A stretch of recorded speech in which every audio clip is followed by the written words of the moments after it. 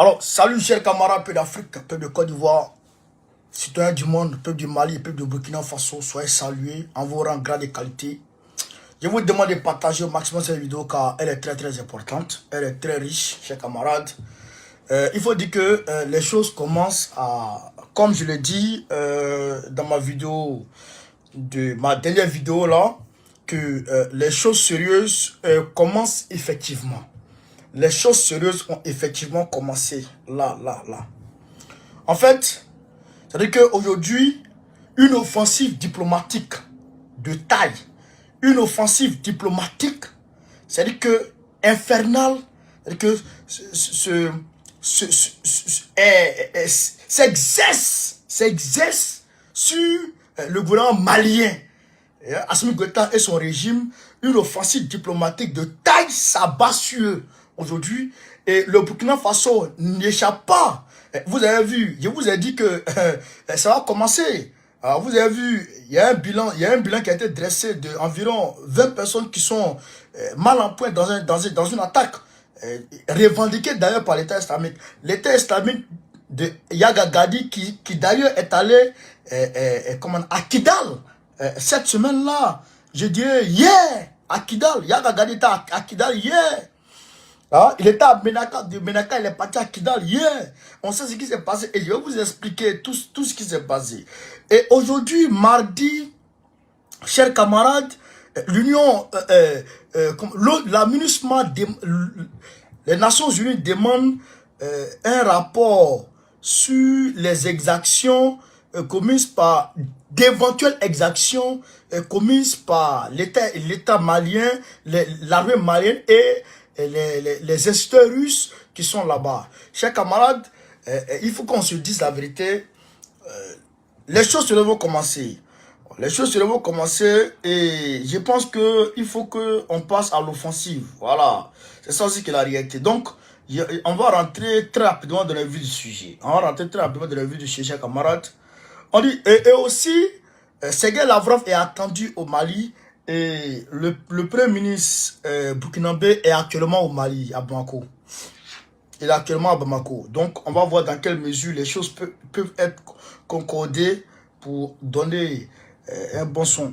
Donc, déjà, on dit des experts de l'ONU ont réclamé ce mardi 31 janvier 2023 une enquête indépendante. Écoutez, une enquête indépendante immédiate. Une enquête indépendante immédiate sur les éventuels crimes de guerre et crimes contre l'humanité commis par les forces gouvernementales, les FAMA et les mercenaires Wagner. Donc, vous allez comprendre par là, que cette histoire de crime-là, vient du rapport de la MINUSMA. Vient du rapport, cette affaire de crime là. C'est le rapport de la MINUSMA. C'est-à-dire que c'est contenu dans le rapport de la MINUSMA que la MINUSMA a fait au dernier trimestre de cette année, de l'année 2020. Vous comprenez? La MINUSMA a fait un rapport. La MINUSMA a fait un rapport chaque 3 mois. Et dans le dernier rapport de la MINUSMA dit qu'il y a eu des exactions de crimes de guerre et de crimes contre l'humanité perpétrés par les FAMA et les Russes. Crimes de guerre, crimes contre l'humanité. Mais l'ONU, les experts de l'ONU ne disent pas de faire des enquêtes immédiates sur les crimes commis par les terroristes. Les amis de Macron, l'ONU ne dit pas ça. Les amis de Papi Joe, l'ONU ne dit pas ça. Mais l'ONU dit les crimes qui sont commis par les FAMA. C'est-à-dire que quand les FAMA tuent les terroristes, c'est un crime. Quand les terroristes tuent les peuples, ça c'est pas un crime. Vous comprenez? Vous voyez déjà ce qui se prépare. Et vous allez voir, la réunion passée là, les États-Unis ont pris position directe pour la France contre le Mali. Les États-Unis ont pris position directe pour la France contre le Mali. Vous avez compris? Donc c'est pourquoi ils demandent une enquête immédiate et indépendante. Quand on dit immédiate et indépendante, ça veut dire une enquête qui doit se faire par des experts. Mais qui se fait par des experts sans les Maliens, je dirais. Vous comprenez? Alors que le statu quo qui est en place aujourd'hui, le nouveau mécanisme qui est en place aujourd'hui, dit que les droits de l'homme, les organisations, l'amusement peut faire je dirais, ces enquêtes concernant les exactions, etc., mais avec les Maliens. Donc, ils ont dénoncé le statu quo dans la dernière réunion qui s'est passée avec où la fille est venue gesticuler là. Où la fille Diko est venue gesticuler là. On ne sait pas d'où elle vient. La société civile malienne a fait un communiqué pour dire qu'on ne la reconnaît pas. En tant que société civile, en tant que bombe de la société civile au Mali. Mais les gens de l'ONU, ils n'attendent pas de cette oreille. Et ils se disent que, ah, vrai là, parce que c'est un plan. Et je le dis toujours. C'est un plan, c'est un coup qui est monté pour dire, ah, elle est de la société civile malienne, donc elle parle, il faut l'écouter. Mais en réalité, elle n'est pas de la société civile. Donc, tout ça est additionné pour former un mensonge grossier. C'est-à-dire, ce mensonge-là, l'armée malienne se rend coupable d'exactions, de crimes de guerre, de crimes contre l'humanité. Les Russes se rendent coupables d'exactions, de crimes de guerre, de crimes contre l'humanité. Parce que la fille, là, elle a dit ça. La femme, là, qui était aux Nations Unies, elle a dit ça. Elle a dit qu'il y a des violations sur les femmes. Des violations, etc., ici et là. Elle a dit ça. Donc, ils prennent ça, ils cherchent ça. Ils disent qu'il faut une enquête indépendante dans l'immédiat. Vous comprenez? Donc, ils ont quitté l'Ukraine. L'Ukraine, là, il n'y a pas d'exaction là-bas. L'Ukraine, là, quand on va bombarder quand on va bombarder les crèches où les enfants sont, quand on va bombarder les maternelles, quand on va bombarder les pédiatries, quand on va bombarder les hôpitaux, là-bas, il n'y a plus crime contre crime de guerre. Là-bas, il n'y a plus crime contre l'humanité. Là-bas, tout va bien.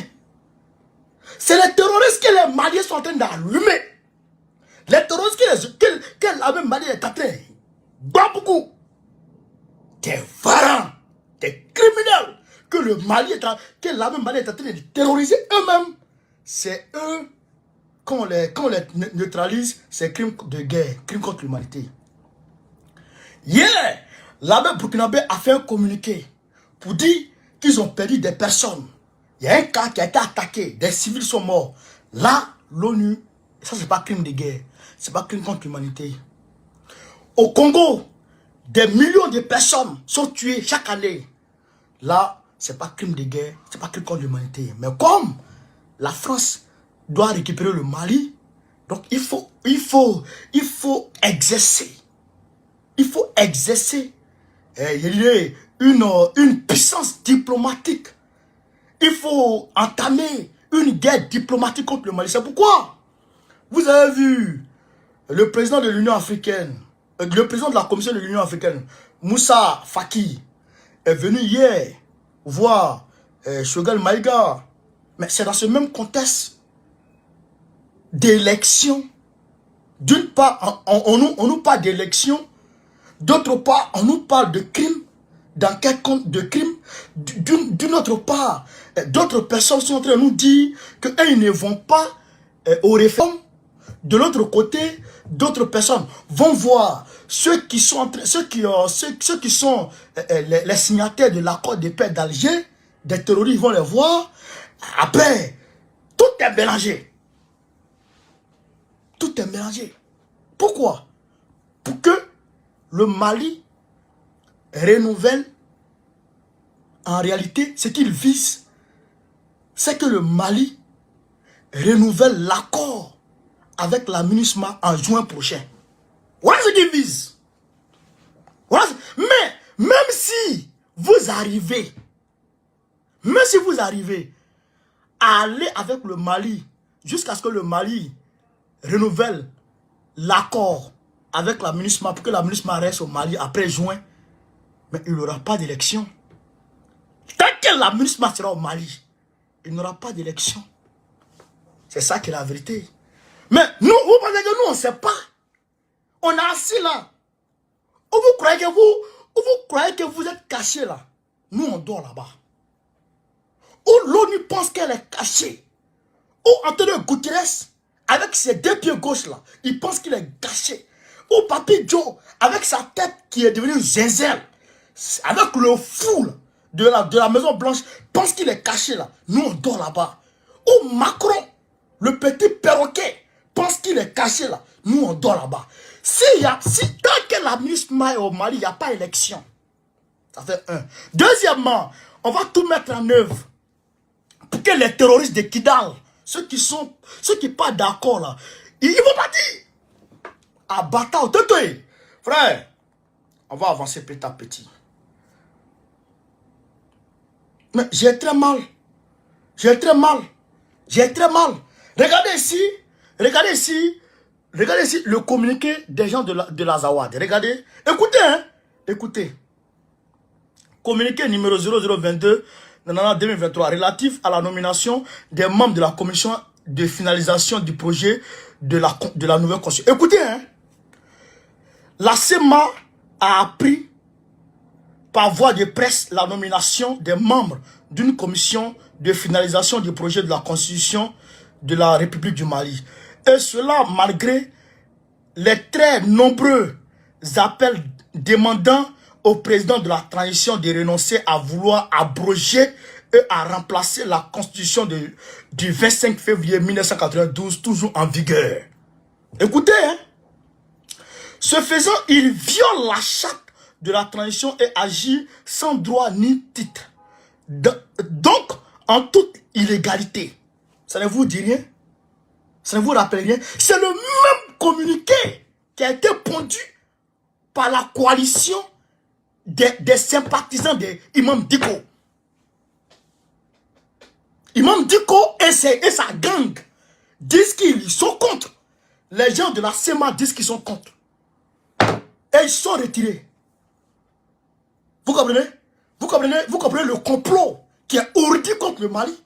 Vous comprenez? Même au sein de Bamako, même dans la chambre, c'est-à-dire que même à Bamako, même, il y a des gens qui collaborent avec les terroristes, qui récoltent de la zakat, qui récoltent de l'argent, qui récoltent des dîmes, pour aller donner aux terroristes avec qui ils s'arment, qui vont chercher des relations extérieures pour fournir, pour aider les terroristes au Mali. Mais tout ça, c'est-à-dire que tout ça, on est en train de... on est en train de... On va mollo. Donc, eux, ils sont retirés. Je vais terminer le communiqué. Donc, ils sont retirés, frère. Donc, qu'est-ce qu'il dit? Oh, aucune norme du droit positif ne leur donne le droit d'élaborer une nouvelle constitution. Donc, pour eux, Assimi Goïta n'a pas le droit d'élaborer une nouvelle constitution. Elle est contre... Je n'ai même pas envie de terminer ça.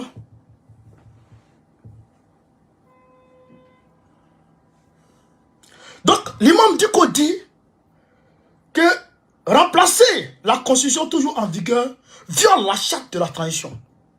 Imam Dicko qui dit ça. Les terroristes, les gens de la CEMA disent textuellement ce que dit Dicko. Mais bon, ça, on n'est pas encore arrivé à ce niveau-là. Mais on va aller mollo. On va aller mollo, chers camarades d'Afrique. On va aller mollo. Donc, hier, le Conseil national de la société civile du Mali a produit un communiqué pour dire que pour se dissocier de la femme là qui a parlé aux Nations Unies là, et ils disent que ils la reconnaissent pas, ils la connaissent pas. Donc elle là, on ne sait pas de quelle planète elle vient. Donc elle n'a qu'à nous laisser en paix. Donc, c'est Ouaraoula là, on sait pourquoi elle est partie là-bas. Et on sait qu'elle a été payée par Macron, etc. pour aller mentir. Mais elle trahit son propre pays. Voilà des gens comme ça. Donc, on progresse petit à petit, chers camarades, petit à petit. Donc, on dit le chef djihadiste, Yak Agadi, récemment dans la région de Ménaka, pour recevoir l'allégeance de notables locaux. Il est parti à Ménaka pour aller tenter d'avoir allégeance pour que les gens, les notables de Ménaka lui prêtent allégeance, se reconnaissent en lui, se rallient à lui. Mais il n'a pas eu, selon mes informations, il n'a pas eu d'allégeance là-bas. Il n'a pas eu gain de cause là-bas. Alors qu'est-ce qu'il a fait? Il est parti à Kidal. Il est parti à Kidal. Yagagadi. Il était à Kidal la semaine dernière. Et il est allé rencontrer tous les poids lourds de la région de Kidal. Tous les poids lourds de la région de Kidal. Est-ce que vous comprenez? Est-ce que vous comprenez? Yak Agadi, qui a détruit, qui a attaqué le Burkina Faso hier, il était à Kidal. Il a rencontré ceux-là même qui sont les poids lourds de Kidal. Ceux-là même qui sont dans l'accord de paix d'Alger. Ceux-là même qui sont dans le CNT, leurs représentants qui sont à Kidal. Ceux-là même qui revendiquent la division du Mali. Ceux-là même qui revendiquent l'indépendance de l'Azawad. Yak Agadi, djihadiste, chef djihadiste, est allé parler avec eux, alors que ces personnes-là, qui se disent rebelles, sont aujourd'hui dans un accord de non-agression avec le gouvernement malien. Donc, ils sont dans un accord qui va leur permettre de sortir des crises, qui va leur permettre de finir palabre, qui va leur permettre de se mettre ensemble pour combattre le terrorisme. On est en train de se mettre ensemble pour que palabre qui entre toi et moi, ça finisse. Et puis maintenant, on fait front commun et puis on attaque le terroriste pour le chasser. Mais comment ça se fait que toi, tu reçois le chef des terroristes? Tu le reçois pour faire quoi? Tu le reçois pour dire quoi? Et c'est à ce moment-là que les gens là annoncent une fusion. C'est à ce moment-là que les gens là annoncent qu'ils se retirent de la commission de suivi de l'accord de paix d'Alger. C'est à ce moment-là que ces personnes-là dénoncent le projet de la nouvelle constitution. C'est à ce moment-là que les gens là, frère, comment on appelle ça, dénoncent la légitimité d'Assimi Goïta. Ils mettent en cause la légitimité d'Assimi Goïta. C'est à ce moment-là. Et c'est à ce même moment qu'ils reçoivent le chef des terroristes. On est censé vivre ensemble. Notre ennemi commun, dans quel coup toi devient ami à lui? Vous comprenez l'affaire?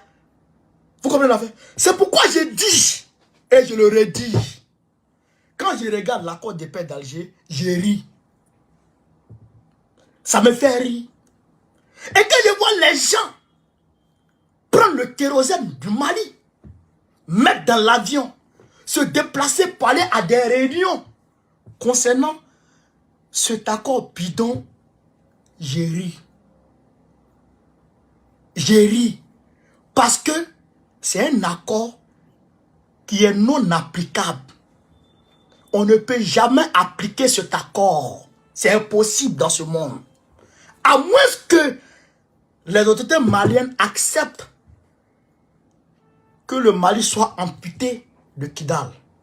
À moins que les autorités maliennes acceptent que Kidal soit aux mains, que l'État d'Azawad soit effectivement créé. Sinon, on ne peut pas parler d'accord. Jamais. Frère, mettez-vous à la place de ces gens qui sont à Kidal. Mettez-vous à leur place. C'est des gens qui étaient fortunés, des mercenaires qui étaient au service de qui? De Kadhafi. Donc Kadhafi payait. Kadhafi les payait. Kadhafi leur offrait une vie d'aisance. Ils avaient tout avec Kadhafi. La France est allée les voir. La DGSE française est allée les voir. Leur demander de renoncer à défendre Kadhafi. Et c'est eux-mêmes qui ont balancé Kadhafi, ceux-là. Ceux qui sont là, c'est eux qui ont balancé Kadhafi.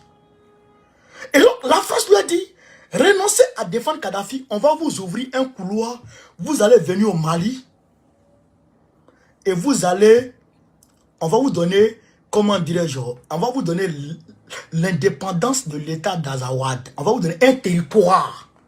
Vous allez avoir un pays.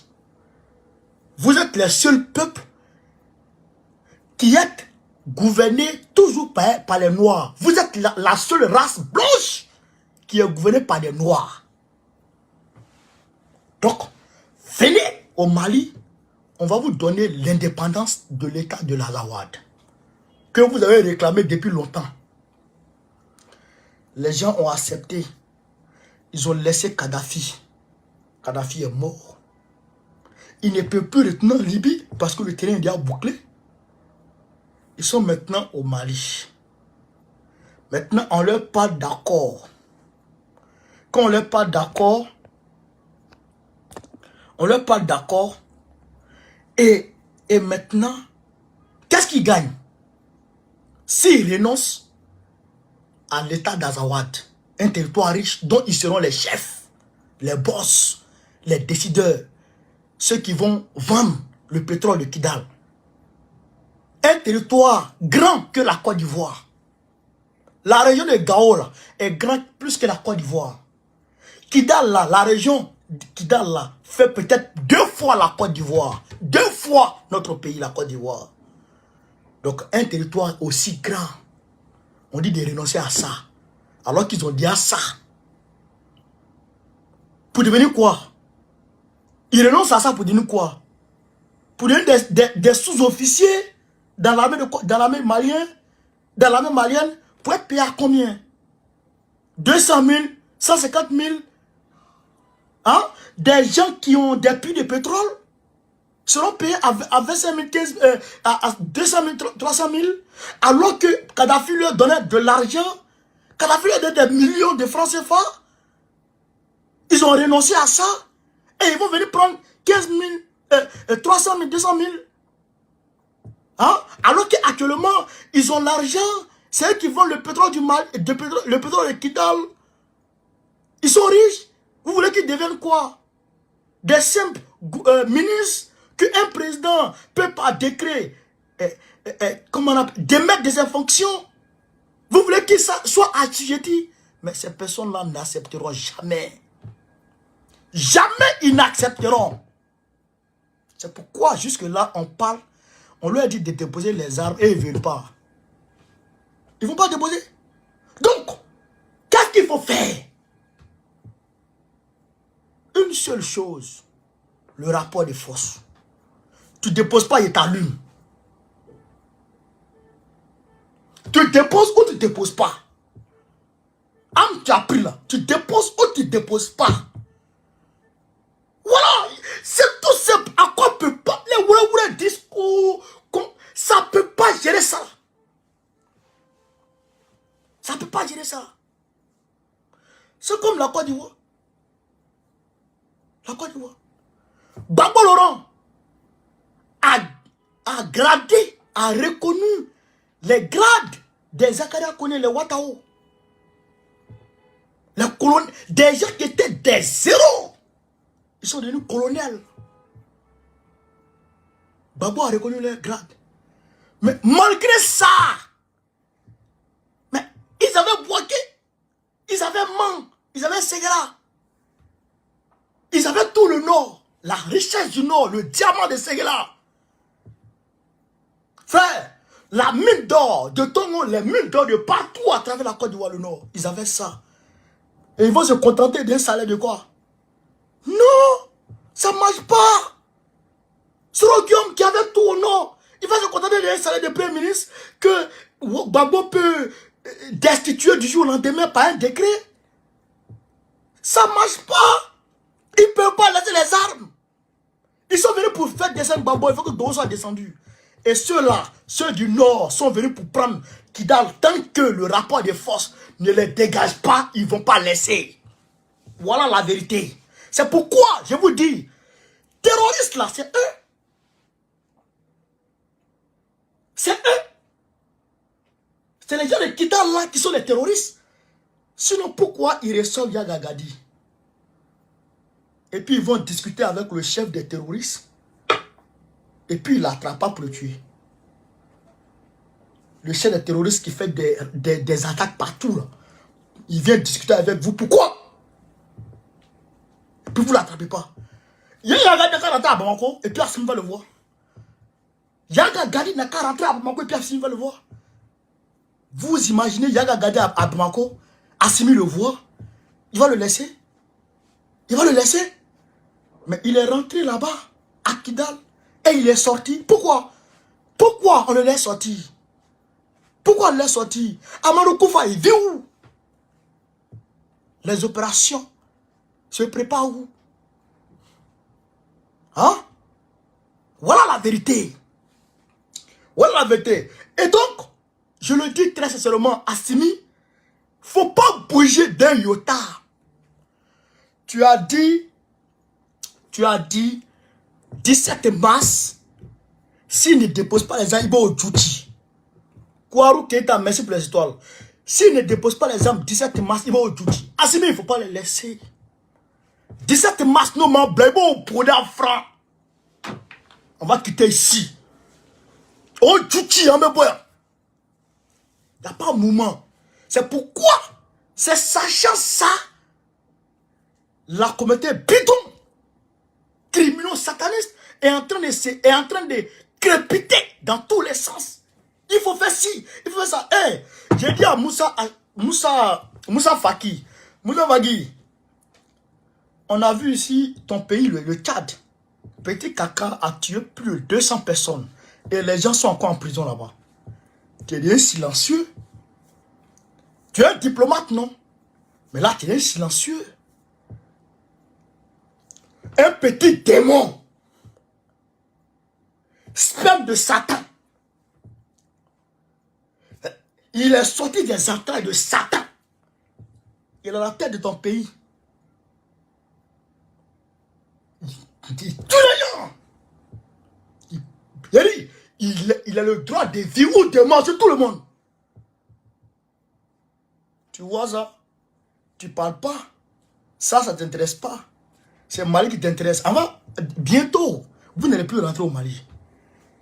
Bientôt, ça va arriver. Bientôt, vous n'allez plus pouvoir rentrer au Mali. Ça a fini. Même vos appels, Assimi ne va plus prendre. On attend Sergueï Lavrov est attendu au Mali, incessamment. Actuellement, il est à Nouakchott. Dès qu'il quitte Nouakchott, février là, Sergueï Lavrov vient au Mali. Ça va se passer. Ça va se passer. Ça va se passer. Il y a d'autres arbres qui vont venir. Il y a d'autres troupes qui vont arriver. Vous n'allez pas croire ce qui va arriver. Vous n'allez pas croire. La bataille du Mali là, on va gagner ça. On va gagner ça. Et là, si même, je touche du bois, si on n'a pas pu les faire partir, les terroristes du Nord, là, si on n'a pas pu les faire partir avant juin, là, il n'y a pas élection en 2024. C'est moi qui vous le dis. Personne ne va faire élection tant que ceux ont armes. Jamais. Il n'y a même pas. Assimi même, c'est ça. Si vous voulez qu'on reste dans la transition, on va rester dans la transition jusqu'à 1000 ans. Tant que vous êtes là en train de faire danser sans débé, en train de danser Kouman Lébé, en train de danser Mapuka à Bamako, il n'y a pas élection. C'est moi qui vous le dis. Ouais, il n'y a pas élection. N'en déplaise à qui que ce soit. Si Papi Dieu est fâché, il n'a qu'à sauter et puis va mordre ses testicules. Il n'y a pas élection.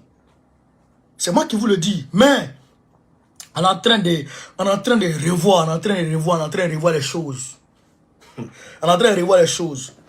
Donc, camarades, sachant que Sergei Lavrov arrive au Mali, donc le premier ministre du Burkina Faso est allé aujourd'hui à Bamako pour aller mettre les choses en place.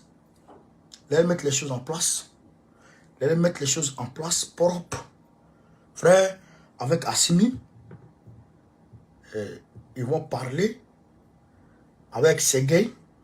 Maintenant, si Ibrahim Traoré lui-même, Ibrahim Traoré, je te le dis, moi je te le dis très sérieusement, je te dis, hein, parce que il faut choisir ton camp. Parce que, où on est là, il n'y a pas de neutralité, hein. Soit tu es ami au camp de la Russie et la Chine, ou tu es ami à ceux-là. Mais si tu ne veux être ni ami au camp de l'Est, ni ami au camp de l'Ouest, tu seras un loup solitaire et ils vont te bouffer rapidement. Donc, ton premier ministre s'en va au Mali. Dieu merci. Il n'a qu'à le coordonner. S'il y a quelque chose à signer, enfin venir Sergei Lavrov au Burkina. Sergei Lavrov est ministre des Affaires étrangères. Toi, tu es chef d'État. Président. Bon, merci. Mais président de la transition du Burkina Faso. Tu es le patron. Le premier citoyen burkinabé. Appelle Sergei Lavrov et il n'a qu'à venir chez toi. Tu as signé à lui. En quitté ici.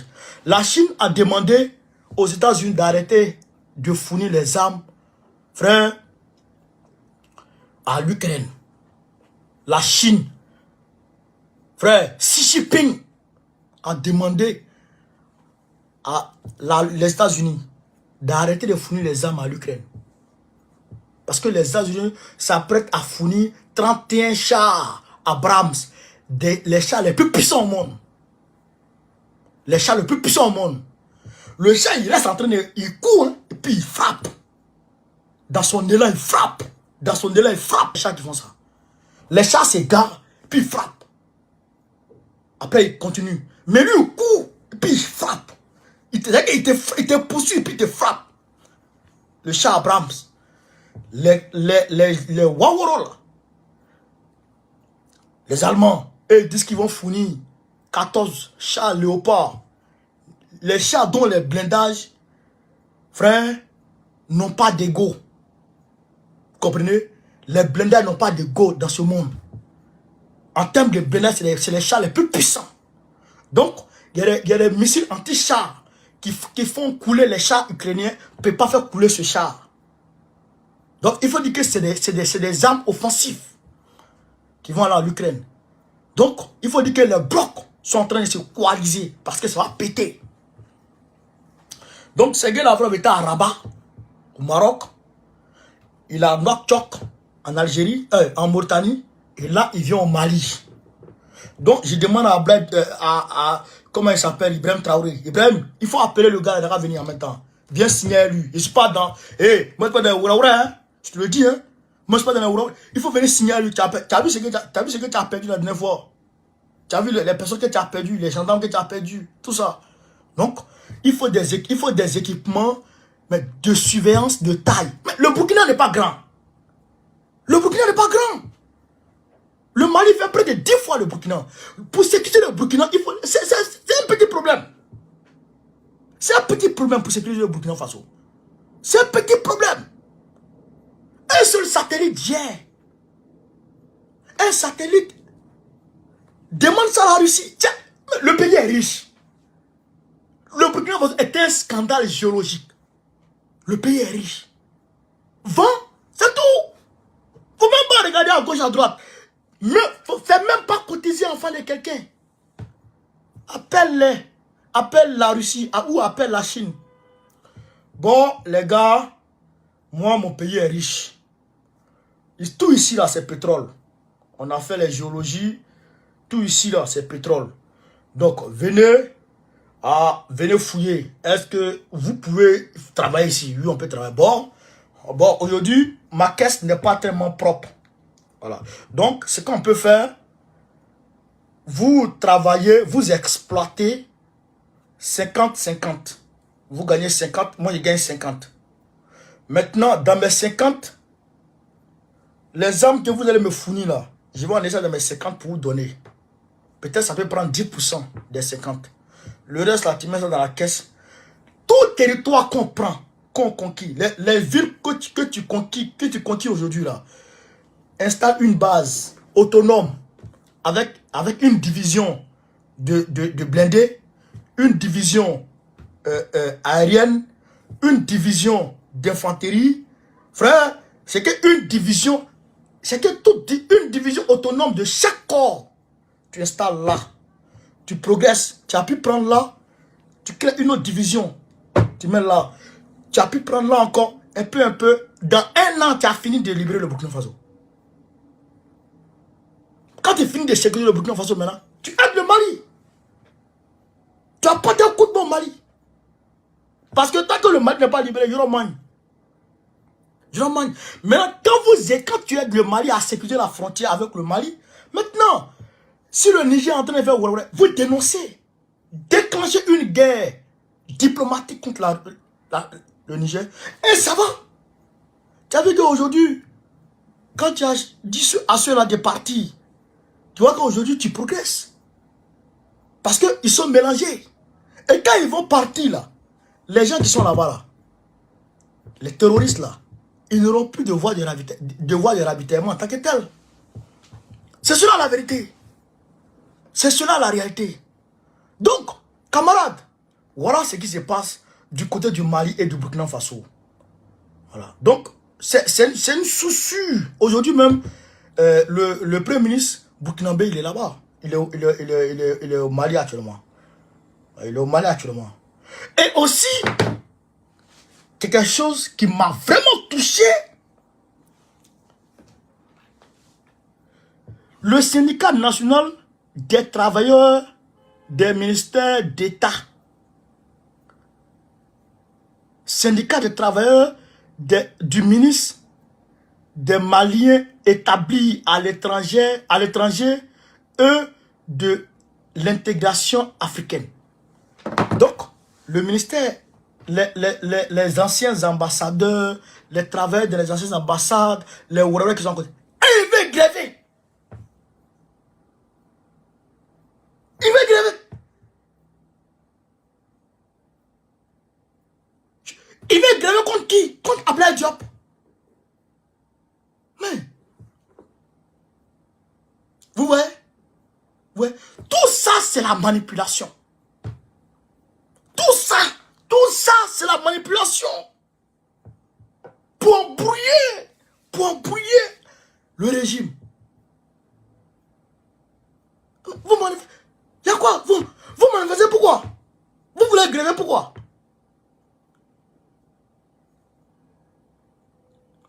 Octroi d'une indemnité de sujétion diplomatique aux fonctionnaires et agents du ministère des Affaires étrangères et de la coopération internationale, octroyer une indemnité de monture mensuelle aux fonctionnaires et agents du ministère des Affaires étrangères et de la coopération internationale. Hein? Octroyer une indemnité annuelle aux chefs de service ayant rang d'ambassadeur. Et ils veulent l'argent. Ils veulent qu'on augmente leur argent.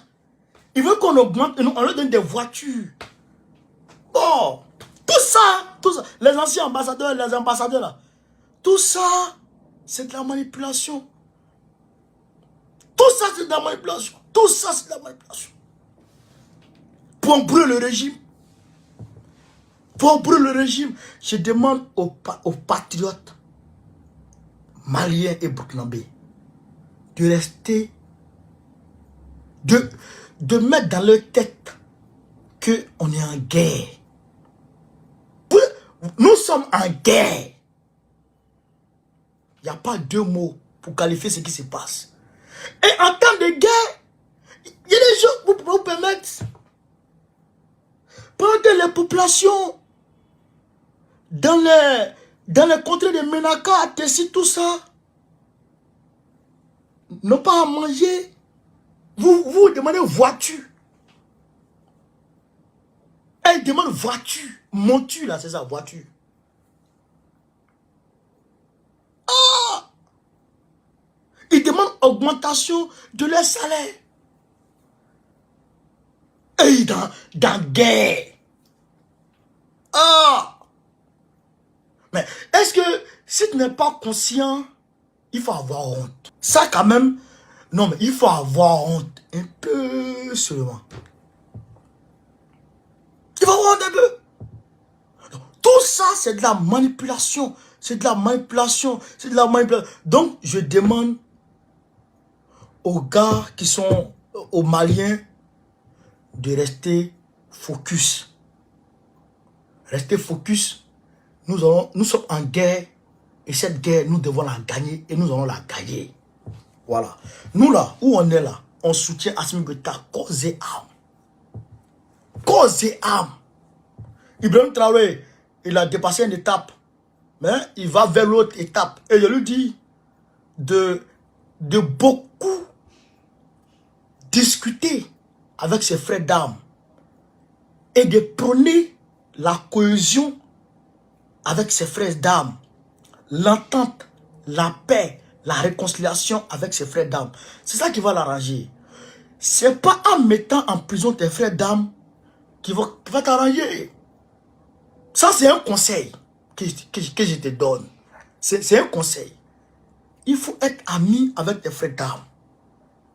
C'est ça qui va t'arranger. Hein? C'est ça qui est la vérité. Donc, camarades peu d'Afrique, voilà un peu ce que je voulais vous dire.